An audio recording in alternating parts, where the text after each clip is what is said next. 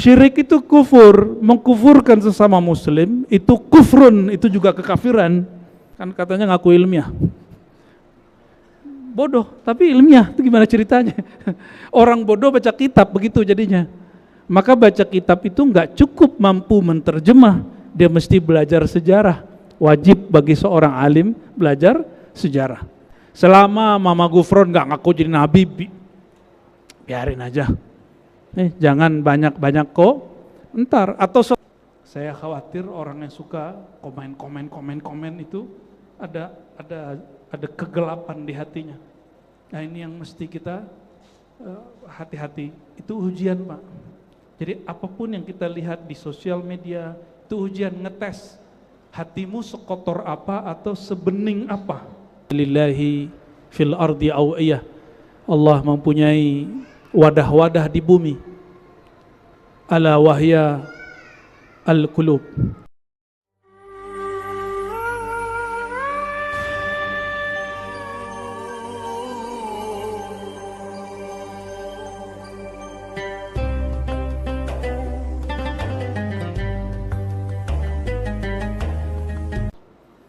Assalamualaikum warahmatullahi wabarakatuh. Alhamdulillahilladzi anzala ilaina al-Qur'an wa huwa al-furqan bainal haqqi wal batil. Asyhadu an la ilaha illallah, asyhadu anna Muhammadan abduhu wa rasuluh. Allahumma salli wa sallim wa barik ala nabiyyina Muhammad wa ala alihi wa ashabihi wa li baitihi wa dzurriyyatihi ajma'in. Amma ba'du, baik saudara-saudariku yang bukan Allah, ini sudah masuk Zulhijjah ya, sudah. Dan ini agak unik di Indonesia. Tanggal berapa isbatnya? Isbatnya tanggal berapa? Tanggal ininya, hari raya hajinya nanti. Ya, di Saudi sebelumnya. Dan yang lebih unik di Amerika Latin, jamaah kita dari sana sehari lagi sebelumnya, karena di sana beda hari. Ya, jadi ini tahun yang unik karena secara keilmuan yang kuat. Kita nggak menyalahkan metode yang lain, cuma kurang pas. Ini yang kuat. Dengan semua metode yang kuat ini, penentuan Zulhijjah itu ada 3 versi dan ini tiga-tiganya valid. Jadi kebetulan kita rutin juga membina secara online di beberapa kedubes, salah satunya kedubes di Ekuador. Ada di sana Pak Agung namanya, itu mengabarkan kepada saya tanggal 15 kami sudah hari raya.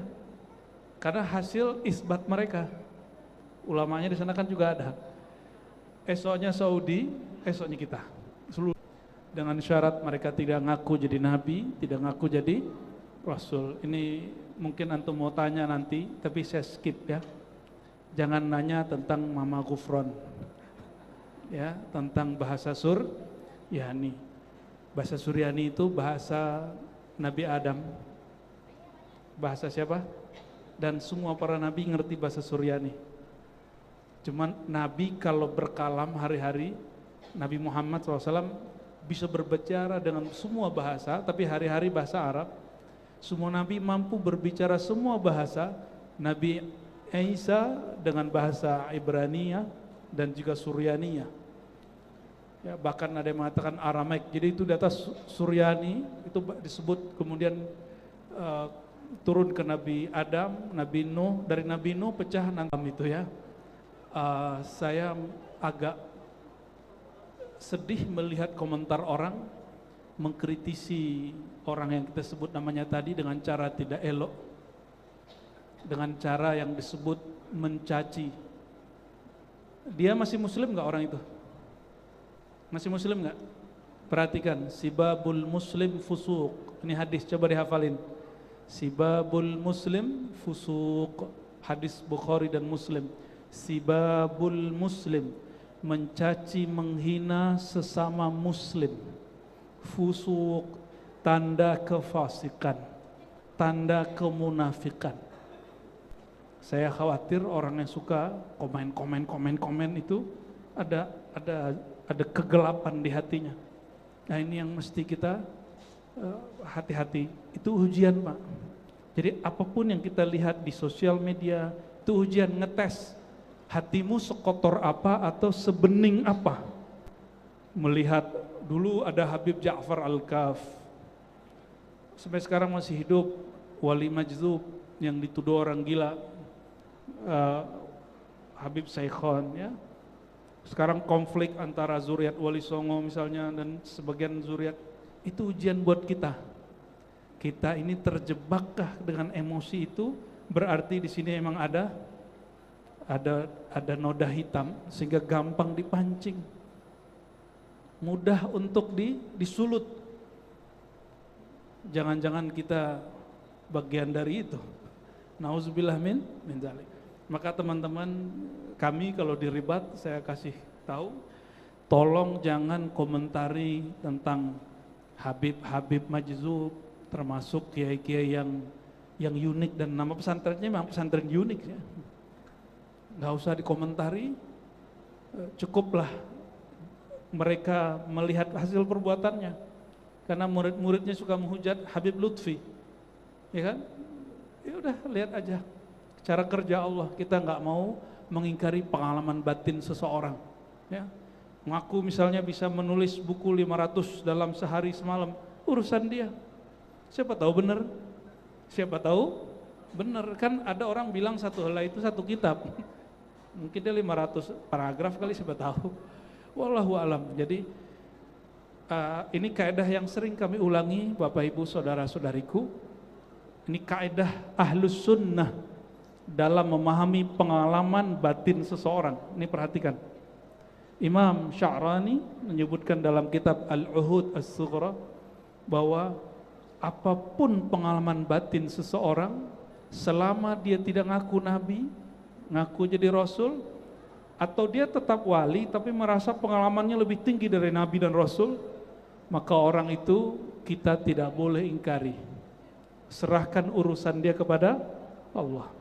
Ya, sepakat? Antum gak sepakat juga nggak apa-apa, imamnya udah beres kok. Ini imam sudah matang, Imam Sya'rani, Abdul Wahab Sya'rani. Karena pasti ada yang mau nanya itu, ya. Sebelum antum nanya, kita skip dulu supaya jangan tergoda. Nanti kalau muncul itu di beranda kita langsung skip, supaya tidak terjebak untuk apa? Untuk mengomentari, apalagi membaca komentar. Ini hobi baru zaman now, sembari mendengarkan kajian, membaca. Tuh wajahnya kan wajah-wajah pembaca komentar ini sebagian. Emang asik ngeliatin orang tengkar tuh asik.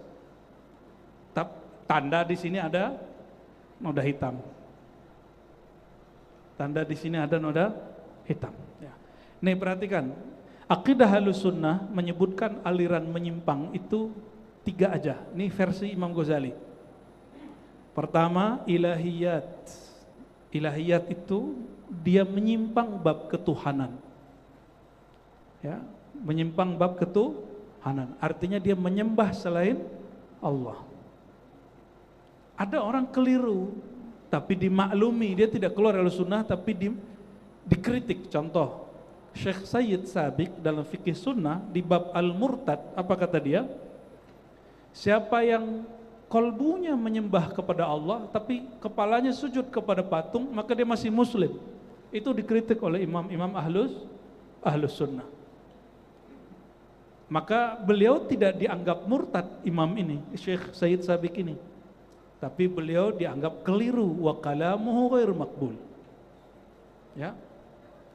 Ada Imam Ibnu Arabi dianggap keliru dalam menjelaskan pengalaman spiritualnya, tapi tidak dianggap kafir. Ya. Misalnya beliau mengatakan ana khatmul aulia, aku adalah penutup para wali. Jangan-jangan kita nggak paham kalam beliau. Ya, dan itu nggak berkaitan dengan ketuhanan. Ya, ternyata kita nggak paham maksud dia. Yang kedua, nubuwat, tentang kenabian. Selama seseorang tidak meyakini dirinya nabi, atau setara dengan makom Nabi? Coba, antum boleh nggak punya pengetahuan hari ini, pengetahuan tentang pengetahuan knowledge kedokteran, Pak Dokter, lebih mengerti dari Nabi Hud? Boleh nggak? Spesialis jantung, apalagi Pak Dokter? Penyakit dalam, apalagi? Infeksi. Itu Nabi Isa belajar nggak? Kuliah begitu nggak? Kan nggak. Maka boleh jadi seorang dokter hari ini secara knowledge, science, pengetahuannya melebihi orang-orang terdahulu termasuk para nabi. Tapi pengetahuan ini tidak membuat makom dia lebih tinggi dari makom Nabi. Paham? Paham maksudnya? Mulai connect? Maka ketinggian ilmu bukan berarti makom dia setinggi melebihi orang-orang terdahulu, enggak. Ya, beda bab. Nabi-nabi terdahulu itu ketinggian mereka tidak hanya bab ilmu, tetapi iman. Imannya itu tidak lagi kata orang, tapi dia langsung ketemu dengan yang diimaninya. Ya, maka mereka nggak perlu lagi ilmu-ilmu yang di luar, langsung ketemu sumber. Ya, paham di situ? Oke. Jadi boleh jadi ilmu kita, knowledge kita hari ini melebihi Abu Bakar, Umar, Utsman, Ali, boleh? Mungkin aja. Tapi iman kita tidak akan pernah melewati mereka. Apalagi melewati seorang nabi yang paling rendah. Nah, di kajian sebelumnya, nggak tahu bulan kapan lah itu ya, di sini disebutkan riwayat bahwa Nabi SAW menyebutkan ada 124.000 nabi. Itu riwayat Imam Al-Baihaqi dan hadisnya Hasan, ada juga di Hakim dan riwayat Ibnu Hibban dan lain. Di antara nabi itu ada yang makomnya lebih tinggi, Sayyidina Muhammad SAW, ada yang paling rendah dan namanya nggak disebut di Quran. Nabi itu nggak punya pengikut. Dan seorang wali tertinggi seperti Syekh Abdul Qadir Jilani, Faqih Muqaddam, Sidi Amr Rifai, Sidi Ahmad Tijani, Naqsyabandi, Syazili, Sammani, itu makom tertinggi para wali ada di mereka. Tidak pernah melebihi sedikit saja atau menyamai Nabi yang paling tinggi. Faham? Maka apabila teks yang muncul dari kalangan sufi bahwa makom mereka lebih tinggi dari para nabi, pasti itu tidak benar dari mereka. Pasti itu kesalahan penyalin atau itu adalah susupan dari orang yang iri dan dengki. Dan itu terjadi pada Syekh Al-Imam Ibn.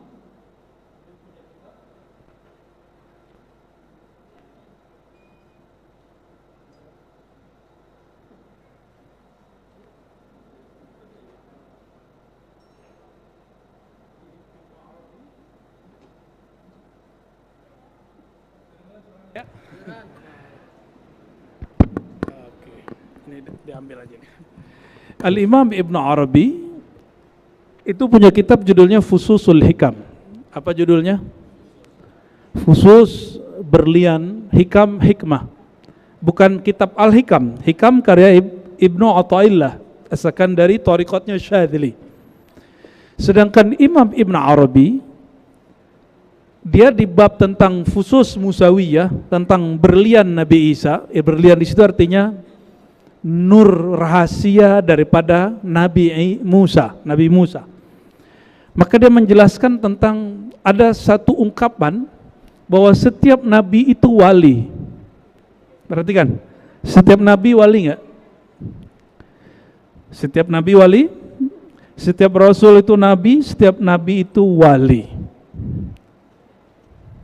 Dalam pikiran kita selama ini, kerasulannya seorang nabi lebih tinggi dari kenabiannya. Tapi bagi beliau tidak. Kerasulan itu hubungan dengan makhluk, dengan umat. Kenabian hubungan dengan sang pemberi kabar, yaitu Allah SWT. Kewalian adalah kedekatan sir rohnya dengan yang meniupkan rohnya. Maka Ibn Arabi mengatakan kewaliannya seorang nabi lebih tinggi daripada kenabiannya. Disalahfahami bahwa dia mengatakan wali lebih tinggi dari nabi. Siapa yang salah faham? Seorang syekh juga namanya Ibnu Taimiyah. Ini syekh. Bedanya Ibn Arabi wafat 638 Hijriah, 100 tahun, 90 tahun setelahnya, yaitu Ibnu Taimiyah wafat 728 Hijriah. 90 tahun jarak mereka, wajar nggak bisa konfirmasi. Bro, Ibn Arabi, maksud ente apa ini? Nggak bisa konfirmasi karena kitabnya tidak banyak orang yang nyalin. Ini contoh. Maka antum kalau ada seorang wali dikhabarkan berkalam aneh, langsung kita kemudian berbaik sangka.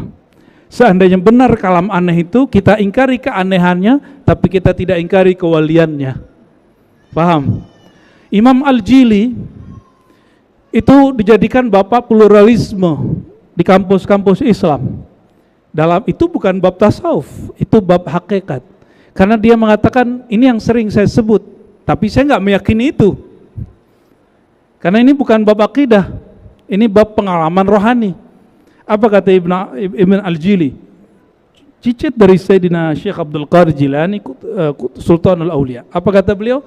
Semua orang menyembah apapun, pada hakikatnya nyembah Allah. Tapi yang sempurna cuma umat Nabi Muhammad SAW.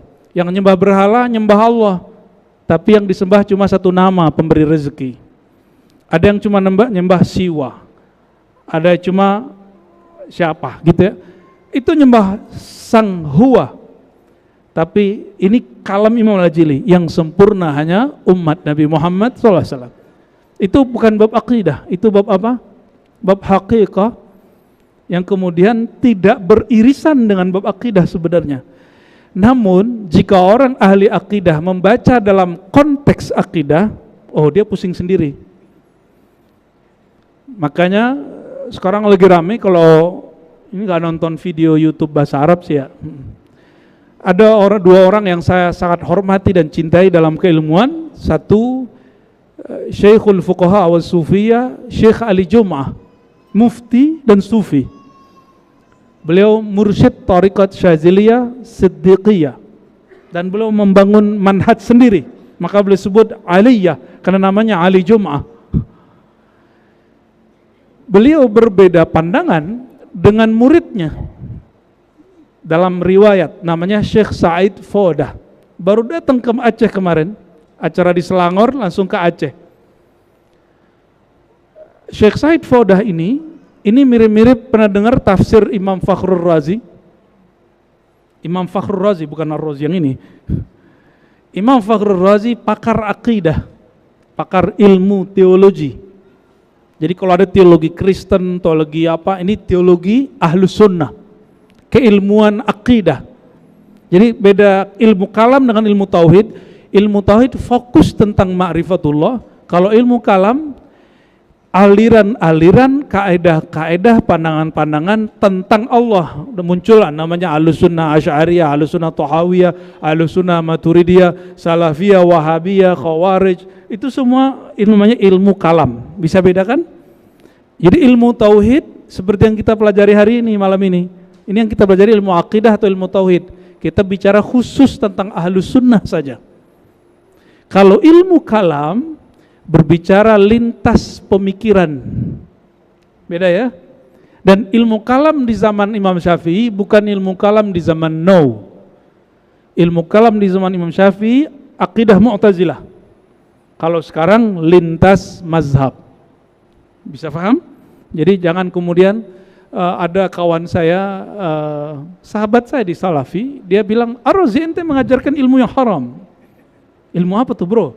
Akhi, ente mengajarkan ilmu kalam ya? Yang kata Imam ente Syafi'i, orang yang mengajarkan ilmu kalam boleh diseret di sepanjang negeri dan dipukul.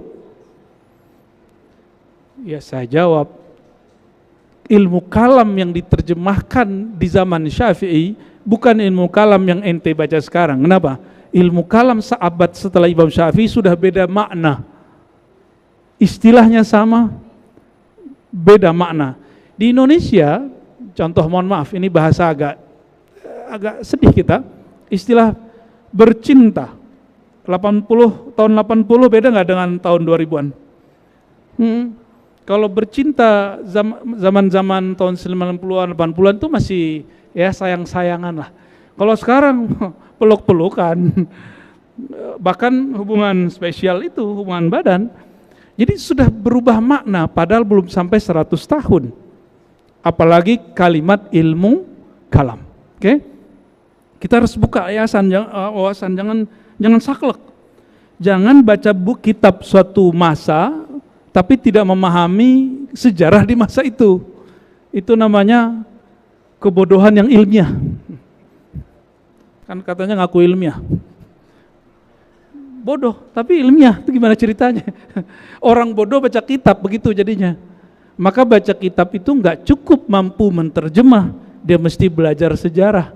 Wajib bagi seorang alim belajar sejarah. Allahumma sholli ala Muhammad. Nah, itu nubuwat. Jadi sering kita salah paham.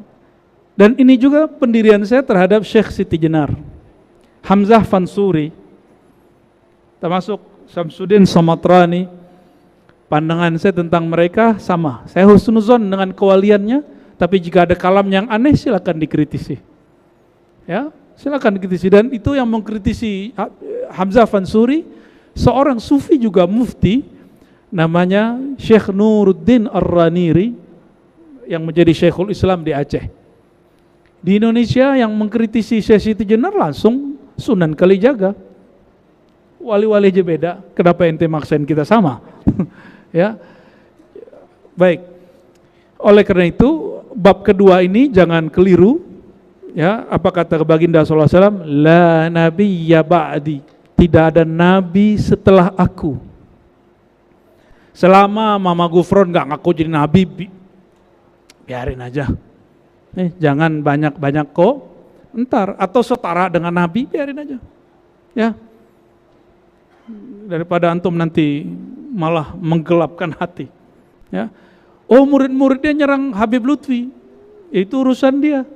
Dia yang paling aneh menyerang para habaib tapi bacaannya Ihya. Itu paling kacau itu. Kenapa? Ihya Ulumuddin itu kitab tazkiyatun nafs, menyucikan hati, bukan untuk nyerang nasab tertentu. Tapi itulah anehnya zaman now, akhir zaman ini. Ini akhir zaman, kitab tasawuf dijadikan untuk bahan tengkar. Yang saya tahu orang kalau baca tasawuf, mau mazhab apapun nyatu. Pasti nyatu. Hatta Ibnu Taimiyah, dia berguru kepada beberapa orang sufi, sehingga menulis beberapa jilid tentang tasawuf, dan muridnya Ibnu Qayyim menulis lebih dari 10 judul kitab tasawuf. Maka kalau ada pengikut salafi anti tasawuf, ayu imamin ittaba'ta waqtadaita, ya, imam mana yang kau ikuti? Dan saya nggak percaya itu. Nah, ini sekarang muncul. Maka salafi yang hari ini saya nggak percaya betul mereka manhajnya ngikutin Syekhul Islam Ibnu Taimiyah, karena mereka mengatakan apa? Sufi Syiah itu musyrik. Gila itu ya. Itu gila itu, Pak. Kalam ini akan berbahaya.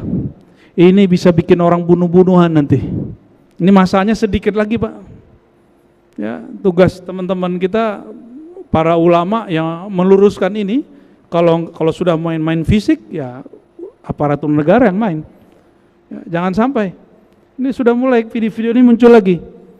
Ya, kesamaan sufi Syiah dalam 10 hal, salah satunya syirik. Ya salam. Syirik itu kufur, mengkufurkan sesama muslim, itu kufrun, itu juga kekafiran. Enggak boleh, ya. Kita walaupun beda dengan Ibnu Taimiyah, dengan Ibnu Qayyim, kita enggak pernah mengkafirkan dia. Ada yang mengkafirkan Ibnu Taimiyah? Enggak boleh. Kita cukup berbeda dengannya tapi tidak mengkafirkannya. Khair. Sekarang kita masuk ke cabang iman yang keempat.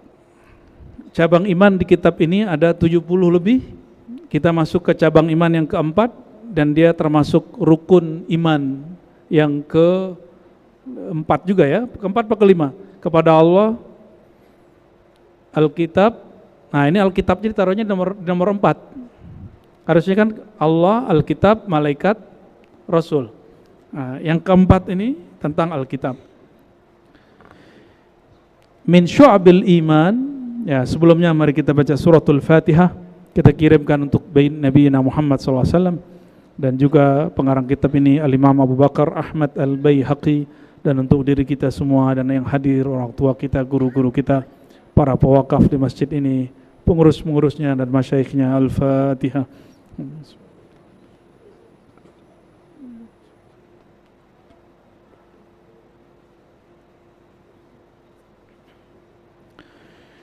Bismillahirrahmanirrahim.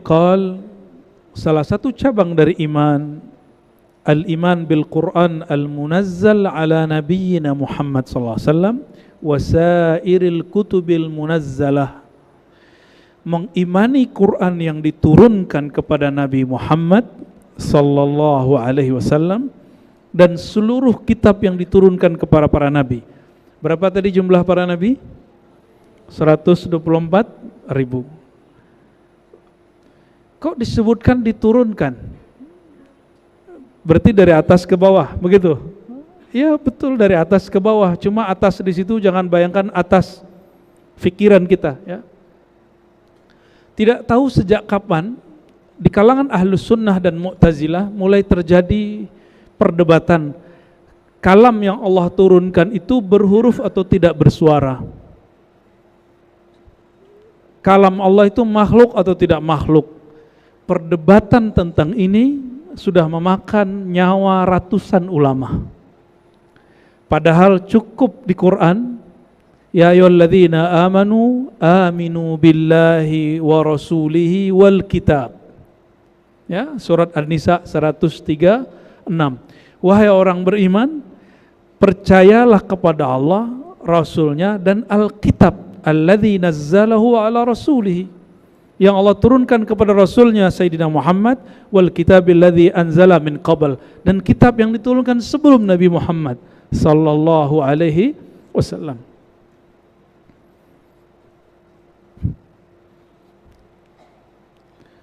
Ini penting sekali Bapak Ibu, saudara-saudariku karena Allah. Perdebatan tentang itu sekarang tidak relevan. Ya. Ini Bapak nggak tahu nih misalnya Al-Quran itu huruf dan suara, nggak ngerti, kafir nggak? Nabi ngurusin itu nggak? Namun kalau orang masuk ke ilmu kalam wajib belajar itu. Nah, bisa tahu bedanya? Jadi ada border, ada penggaris, pembatas. Sebenarnya secara keimanan cukup percaya Al-Quran dan semua Alkitab diturunkan dari Allah. Sudah cukup. Tapi kalau ada orang sudah masuk ke filsafat, masuk ke ilmu kalam, maka dia wajib belajar teori-teori ini. Kalam Allah itu kata mereka makhluk. Yang satu lagi mengatakan tidak makhluk. Ini antara Imam Ahmad dan temannya Al-Qarabisi, sama-sama murid Imam Syafi'i, tengkar Bapak Ibu. Imam Salafus Saleh. Al-Qarabisi ahli hadis, ahli fiqih. Imam Ahmad ahli hadis, ahli fiqih. Cuma antum lebih kenal Imam Ahmad, Ahmad bin Hanbali. Enggak kenal Qarabisi? Enggak, aneh kenal. Imam Al-Qarabisi mengatakan kalam Allah tidak makhluk. Karena jika kalam Allah makhluk, masa satu makhluk ada pada diri Allah? Berarti ada penyatuan antara khalik dengan makhluk, dan itu mustahil. Tuh, pusing kan mikirin begituan? Ya ngapain coba mikirin begitu? Maka Imam Ahmad bilang, "Ish hadza Qarabisi, man qala bi anal Qur'an ghair makhluk fa huwa mubtadi." Yang mencoba membahas Quran itu tidak makhluk, benar tapi itu bid'ah. Itu benar tapi bid'ah. Siapa yang ngomong? Imam Ahmad. Ada yang ngadu, ada santri ngadu-ngadu. Ya Ahmad, ya Aba Abdillah, itu si Qarabisi, dia bilang Quran makhluk. Menurut ente gimana? Bid'ah katanya. Ini orang temenan. Kata Imam Zahabi, bainahuma sidaqah. Orang ini dulu, udah sepiring berdua lah. Bantalnya nyatu gitu. Kalau tidur tuh nyantri. Kalau makan berdua, kemana-mana berdua, begelut berdua, berburu berdua. Cuma karena bab ini tengkar. Ini santri, ini hati-hati Pak, santri tukang fitnah ini. Nah hati-hati ya, jangan sampai antum ini bagian dari mereka. Insya Allah kalau belajar tasawuf aman ya. Si santri ini datang lagi ke Imam Karobisi. Ya Karobisi, itu si Hanbali, Ahmad bin Hambal ngomong, ente ahli bid'ah karena membahas Al-Quran tidak makhluk. Apa kata dia? Ya udah kalau gitu, coba sampaikan ke dia, Quran itu makhluk yang kita baca. Yang kita baca ini lafaznya makhluk. Coba baca ba. Bismillah. Ada bunyinya? Coba ba tapi bibirnya nggak nyatu, bisa nggak? Berarti huruf ba bunyinya keluar dari dua makhluk, dua bibir. Betul? Maka produk dari makhluk. Ngapain coba bahas beginian? Disampaikanlah ke Imam Ahmad, kata Ahmad, yang ngomong kalam Allah makhluk kafir. Dibawa lagi itu kalam ke Imam Karobisi. Apa kata Imam Karobisi? Hadza gulam. Dulu dia bilang hadzal imam, sekarang dia bilang apa? Bocah ini maunya apa sih? Aneh ngomong A dibilang bid'ah, aneh ngomong B dibilang kafir. Akhirnya antara mereka, dulu yang bawa itu adalah orang, sekarang yang bawa tuh YouTube. Yang adu antara ustadz dengan ustadz tuh YouTube, sosial media, WA, ya apa tuh ya namanya, TikTok. Mau. Jadi saya melihat hari ini tuh cuma orangnya gitu-itu aja, yang beda hanya fasilitasnya. Ya. Dan beberapa sahabat saya, waktu saya difitnah dulu ikut ajaran sesat, ya, itu kemudian menyerang kita, dan kita kaget-kaget. Aneh, ada urusan apa sama dia? Kok tiba-tiba dia nyerang? Kan kita ngikutin bab ketasawufan, dalam tasawuf itu ada ruang yang luas, tidak beririsan dengan akidah. Untuk apa repot? Fikih aja luas, apalagi bab tasawuf. Fikih cuma 4 yang antum tahu. Tarekat Mu'tabar di Indonesia 40, di Mesir lebih dari 100. Maka ikhtilaf ahli tasawuf itu menghasilkan toleransi yang lebih besar daripada ikhtilaf perbedaan ahli fikih. Ini perhatikan. Jadi perbedaan antara ahli-ahli zikir itu justru lebih santai, lebih easy. Ya, apa kata anak muda sekarang? Sentuh ya, Pak. Itu lebih keren itu. Mereka toleransinya sudah high class. Beda faham, tetap satu masjid, tetap ngikut imam yang ada. Enggak ada pertengkaran. Ya, beda-beda tipis boleh lah. Maka ma ra'aita sufiyan illa wa qalbuhu wasi'an. Kita nggak pernah lihat seorang yang belajar tasawuf kecuali kolbunya luas. Kalau belajar tarekat belum. Kalau belajar tarekat tengkar mulu. Apalagi rebutan jadi mursyid. Ogah ya, kita ogah. Bapak Ibu Saudara makanan Allah, pembahasan ini bukan bagian dari iman. Ya, pembahasan begini bukan bagian dari iman. Ini baru satu konflik. Ada konflik kedua. Ini mungkin kisah terakhir yang mau dijelaskan ini. Kitabnya datar aja Pak, tapi kisah sekitar kitab ini luar biasa berat. Imam kita yang sangat agung, murid dari Imam Ahmad itu Muhammad bin Ismail al-Bukhari, penulis Sahih al-Bukhari. Imam al-Bukhari, dia menganggap ikut Imam Ahmad, tapi jika dia menganggap ikut Karabisi, senior dia namanya Muhammad bin Yahya Az-Zuhli. Siapa namanya? Muhammad bin Yahya Az-Zuhli. Itu persis seperti kisah Imam Ahmad tadi. Tekstual, dia ambil kalam Ahmad tekstual. Sedangkan Imam Bukhari yang juga murid Imam Ahmad bin Hambal itu ikut Imam Ahmad dalam beberapa hal dan ikut Karabisi dalam beberapa hal. Apa yang terjadi? Waktu Imam Al-Bukhari masuk kota Naisapur, Imam Al-Bukhari kemudian diberi endorse oleh Az-Zuhli karena senior nih. Coba lihat, tapi bahasa dia agak meninggi, coba perhatiin. Dia agak gengsi untuk menurunkan level kalam dia ketika bicara dengan Bukhari. Masuklah Bukhari, hadir di majelis Zuhli, lalu kata Zuhli, "Isma'u min hadzal ghulamis salih." Coba kalian ngajilah, dengerinlah sesekali bocah soleh ini. Ngalimannya bocah. Gulam itu kan bocah. Bocah bahasa Persia, Ghulam bahasa Arab. Udah masuk jadi bahasa Betawi. Dia nggak sebut isma'u min hadzal alim. Dengerin orang alim ini, enggak, dia nggak bilang gitu. Imam Muslim, pengarang kitab Sahih yang kedua, jadi Sahih Bukhari, Sahih Muslim. Dia mulai ikut kajian Imam Bukhari, bahkan dia undang ke majelisnya. Imam Muslim punya majelis. Diundang ke majelisnya, Imam Bukhari disuruh duduk di kursi kebesarannya, lalu dia katakan, wahai Tuan Syekh, Imamul Hadis, Tabibul Hadis wa ilalih, ya, dokter hadis, itulah penyematan gelar doktor pertama dalam ilmu hadis. Izinkan aku menghormatimu dengan mencara cium tangan dan kakimu. Nah, tolong jangan diamalkan untuk saya nggak pantas mendapatkan itu, ya. Itulah dalil sungkeman, bukan dalil sih, tanda bahwa ini boleh. Imam ahli hadis Bukhari dan Muslim tidak mempersalahkannya dan tidak menganggap itu syirik, karena ini bukan bab ibadah, ini bab uruf, tradisi, penghormatan. Jadi tolong bedakan, penghormatan itu tradisi, ibadah itu wahyu. Beda nggak? Ibadah itu syariat, nggak boleh main tradisian. Ya, akhirnya tambah ramailah majelis Imam Bukhari. Apa kata Imam Muslim? Al-Bukhari a'lam min az-zuhli fil ilal war rijal. Imam Bukhari lebih mengerti tentang penyakit hadis dan rawi periwayat hadis.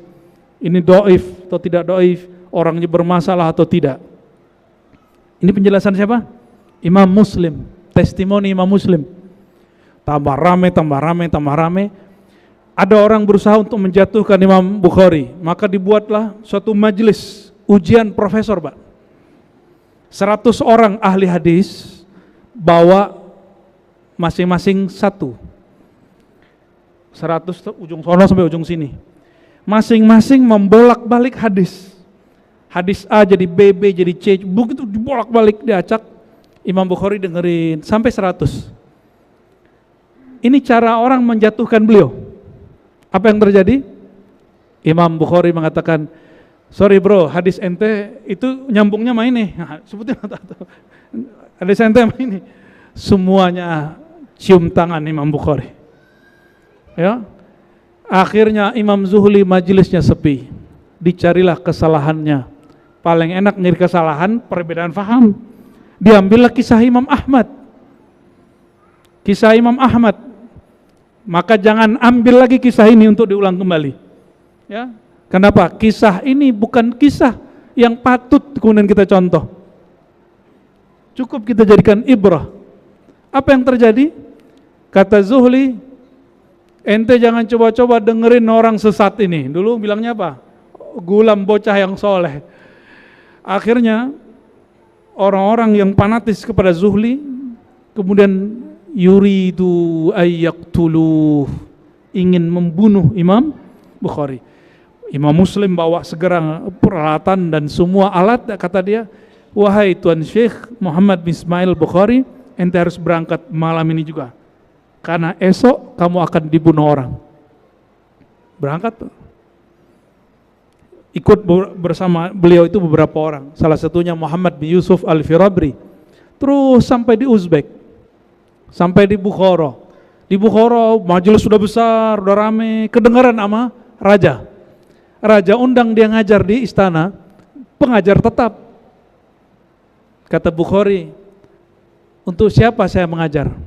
Kata si raja, untuk anak saya. Oh, kalau untuk anakmu suruh datang ke madrasahku, nyantri di tempatku. Tersinggunglah si raja, maka Imam Bukhari pun mau dibunuh sama dia. Kata Imam Bukhari, saya nyari satu hadis berbulan-bulan, masa aneh antri untuk bocah kecil di istana? Bukan berarti beliau anti ke istana, bukan. Akhir beliau melarikan diri ke Samarkand.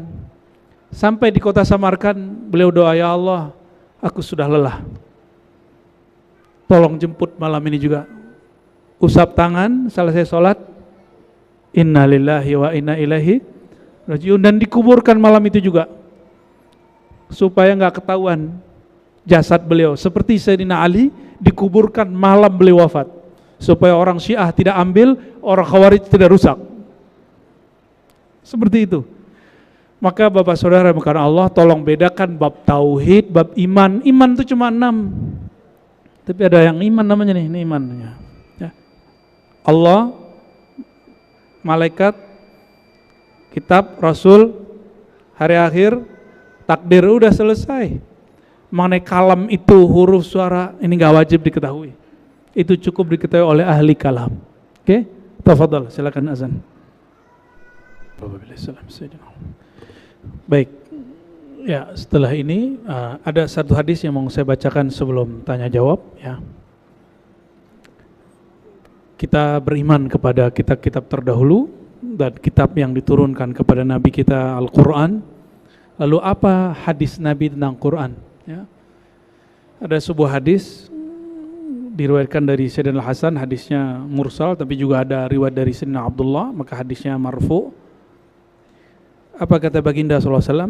Ma minal Qur'an ayah illa walaha zahrun wa batnun.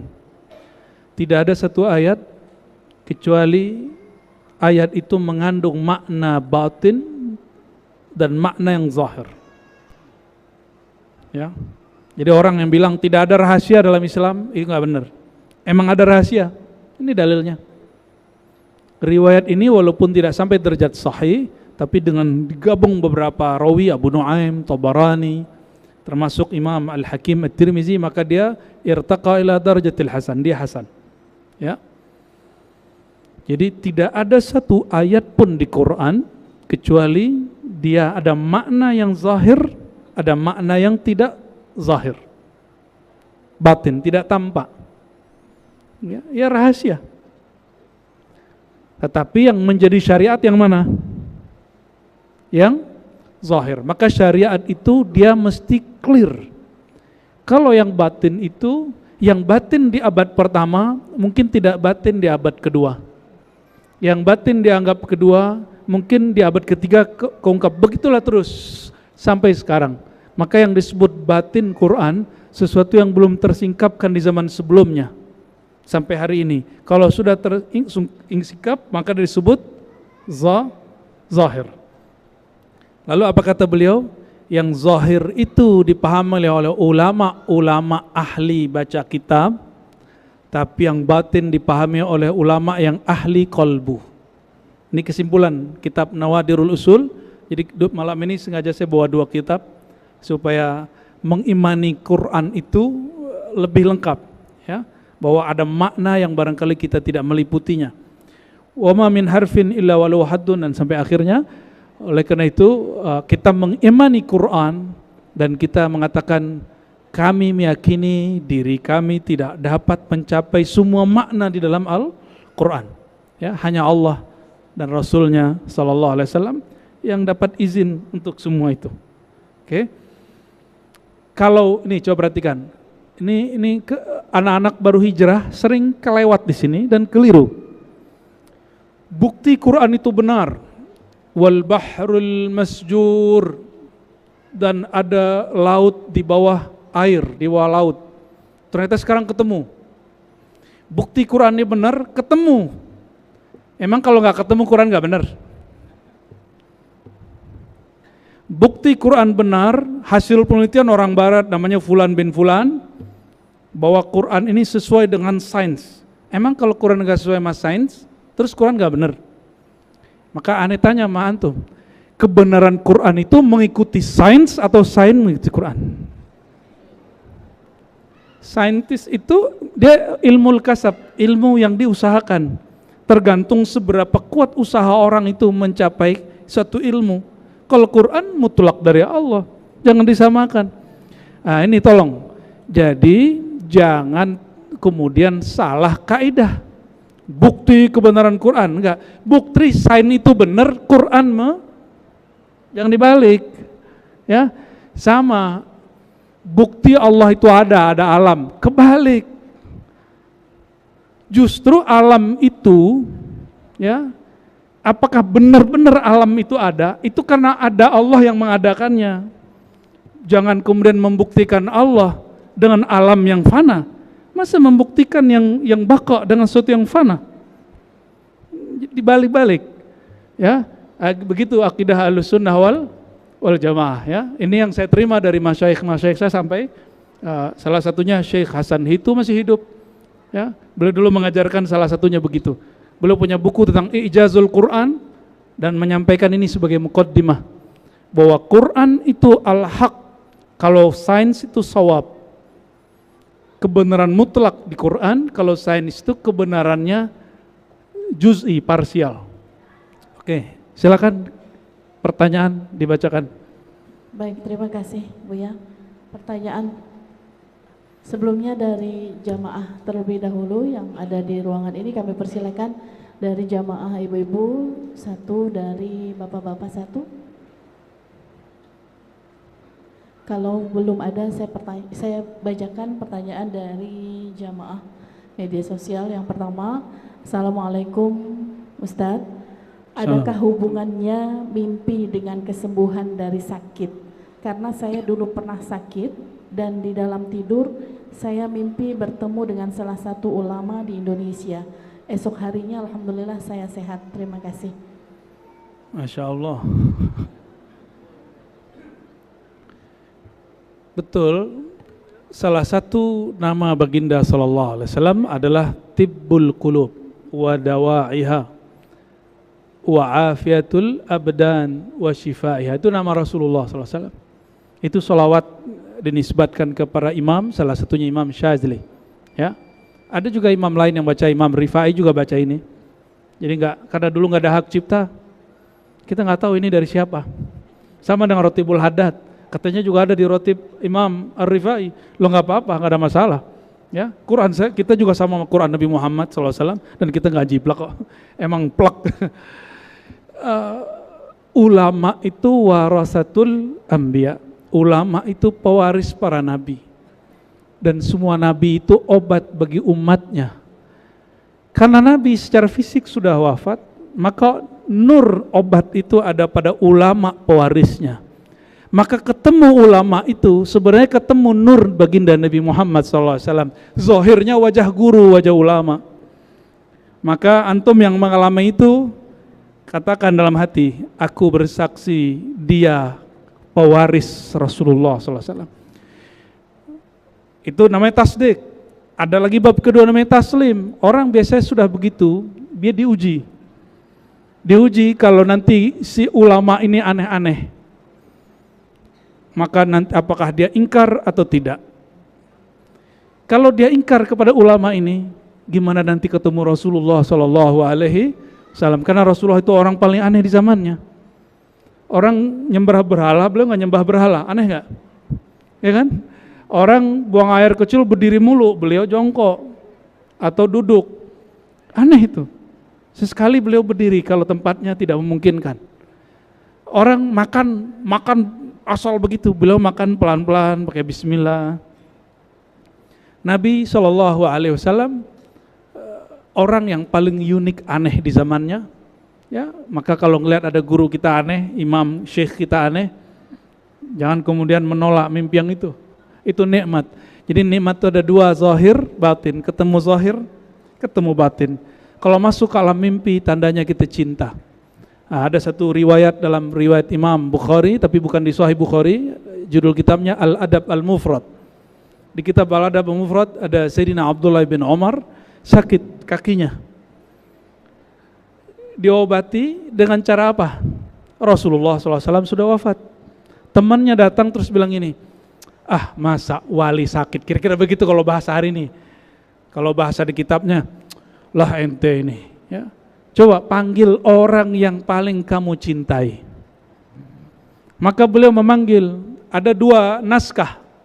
Satu naskah menyebutkan ya Muhammad sallallahu alaihi wasallam.